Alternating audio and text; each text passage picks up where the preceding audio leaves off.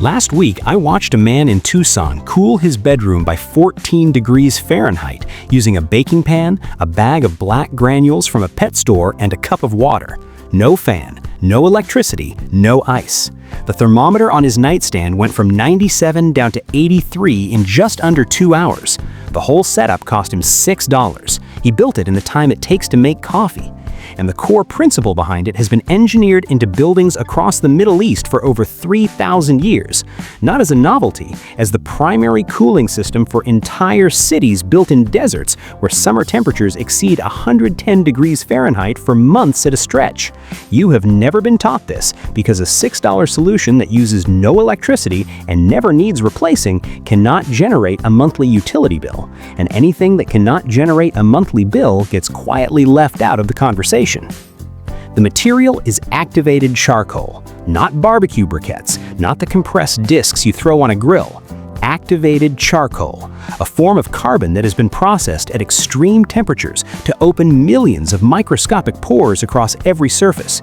You can buy a 500-gram bag at any pet store for $5 to $8. It is sold for aquarium filtration. It is sold for terrarium air purification. It sits on a shelf between the fish food and the gravel, looking like nothing, doing everything. When you saturate this material with water and place it in the path of moving air, something remarkable happens. The air temperature drops, measurably, repeatably, documented in peer-reviewed research going back decades. A 2018 study published in the Journal of Post-Harvest Technology measured charcoal-based evaporative cooling systems producing interior temperatures 10 to 15 degrees Celsius below outside air. That's 18 to 27 degrees Fahrenheit. A 2022 study in the Journal of Engineering and Applied Science recorded a maximum single-room temperature drop of 11 degrees Celsius, roughly 20 degrees Fahrenheit, using the same basic principle. These are not YouTube experiments with questionable thermometers. These are controlled, peer-reviewed, published measurements. And the materials involved cost less than a fast food combo. Here's why it works, and you already understand the mechanism even if you have never heard it named. You know that stepping out of a pool on a hot day makes you feel cold, even when the air is 95 degrees. You know that a wet towel draped over your neck drops your body temperature faster than a dry one ever could. You know sweat works. Moisture on a surface evaporates. Evaporation requires energy. That energy comes from heat in the surrounding air. The air loses heat, you feel cooler. That is evaporative cooling. Your body runs on it every single day. What activated charcoal does is take that principle and multiply it by a factor that sounds made up until you see the numbers. A single gram of activated charcoal has an internal surface area of 500 to 1,500 square meters. That is not a typo. 1 gram, a piece the size of your thumbnail, contains the surface area of a small apartment. Every one of those microscopic pores holds water. When warm air moves across that surface, evaporation happens simultaneously across an enormous area packed into a tiny volume. The air passes through, losing thermal energy to the phase change, and comes out the other side cooler. Not slightly cooler, measurably, functionally, noticeably cooler. But here's the part most people miss entirely. The cooling is only half the function. Activated charcoal simultaneously filters the air passing through it. The same material inside a $300 commercial air purifier, the same carbon media inside your water filter, the same compound hospitals use in poison treatment, it adsorbs volatile organic compounds, ammonia, hydrogen sulfide, mold spores, airborne bacteria, and a range of chemical irritants. You are not just cooling the air, you are cleaning it at the same time with the same material for $6. If you have a chicken coop in July where ammonia buildup is stressing your birds, or a dog kennel that smells like a kennel no matter how often you clean it, or a barn where the summer air sits thick and stale by noon, that filtration function alone justifies the cost 10 times over. You are not masking odor, you are chemically removing the compounds that cause it. The Persians understood this 3,000 years ago. In the city of Yazd, Iran, one of the oldest continuously inhabited cities on Earth, summer temperatures routinely exceed 40 degrees Celsius. That's 104 Fahrenheit for weeks in a desert with almost no rainfall. And yet, buildings in Yazd have maintained comfortable interior temperatures for millennia without a single mechanical system. The technology is called a bodgir, a wind tower, a tall vertical shaft built into the structure with openings at the top designed to catch the prevailing wind and channel it downward into the rooms below. At the base of the shaft, Persian builders placed wet charcoal and saturated clay vessels. Every breath of wind entering the building passed through damp, porous material before reaching the living space.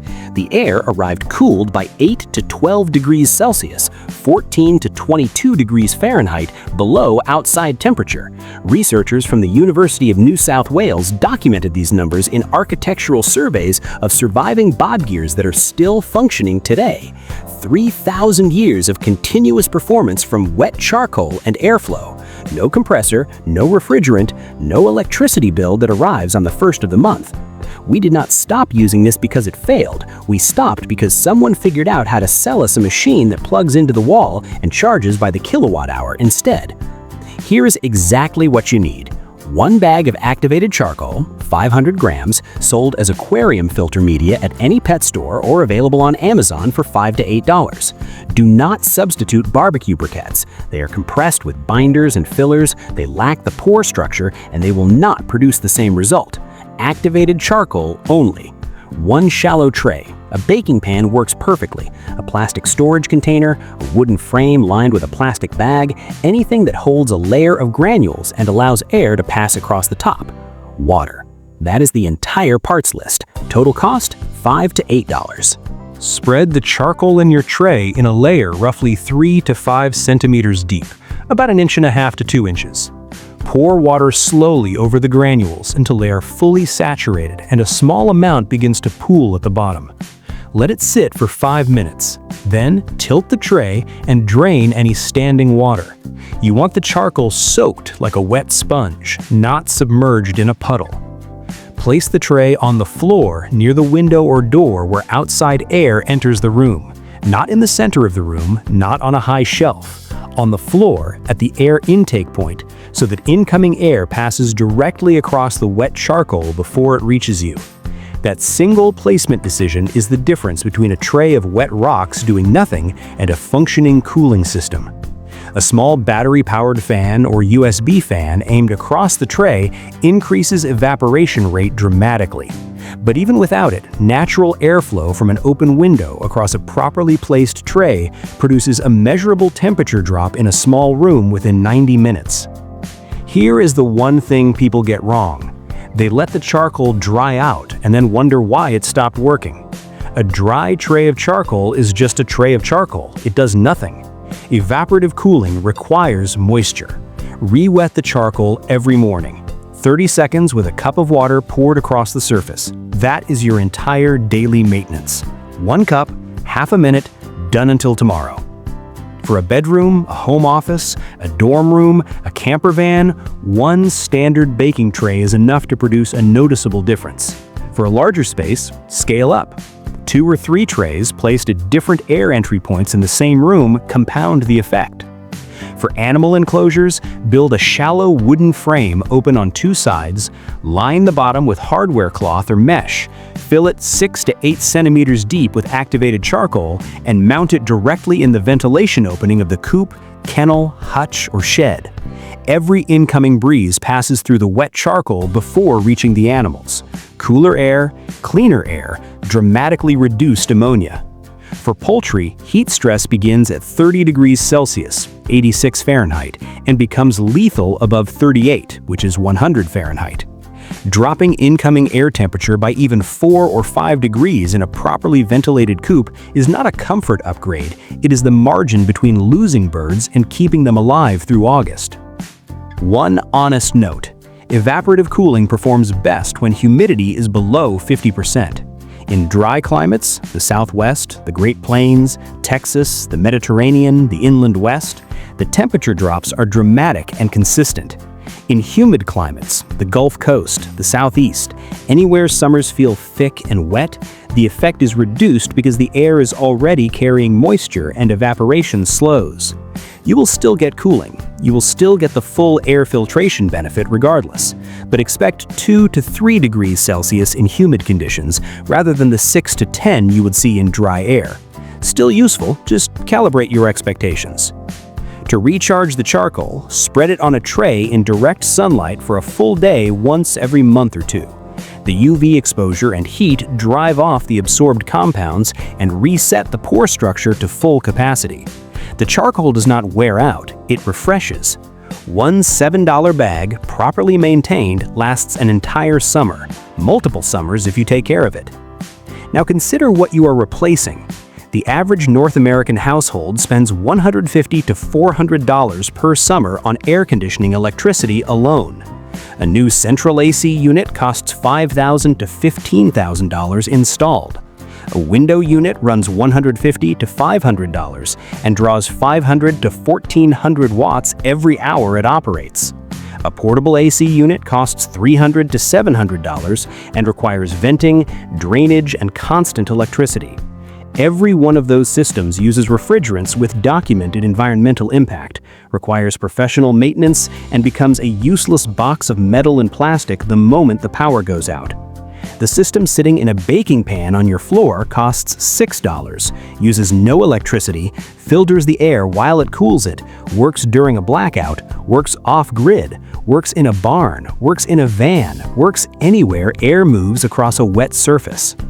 The commercial air purifier industry sells activated charcoal back to you in a plastic housing with a brand name for $200 to $400. The aquarium aisle sells you the same material in a bag for $5. Same compound, same function, different markup. 3,000 years ago, Persian engineers built entire cities around this principle. They oriented streets to channel wind. They designed towers to capture airflow. They placed wet charcoal at the base of every cooling shaft and maintained interior comfort through desert summers that would disable a modern American suburb in 48 hours if the grid went down. That knowledge was never disproven. It was never improved upon in any fundamental way. It was simply made invisible by an industry that figured out how to sell cooling by the kilowatt hour instead of teaching it for free. I don't know what brought you here. Maybe you're looking at a utility bill that climbs every summer and never seems to come back down. Maybe you're setting up an off-grid property and need cooling that doesn't drain a battery bank. Maybe you have animals suffering through July heat and you need a solution that works today, not after a contractor shows up in 3 weeks. Maybe you just ended up here at midnight because the algorithm does strange and occasionally useful things. It doesn't matter. The charcoal works the same way regardless of why you found it.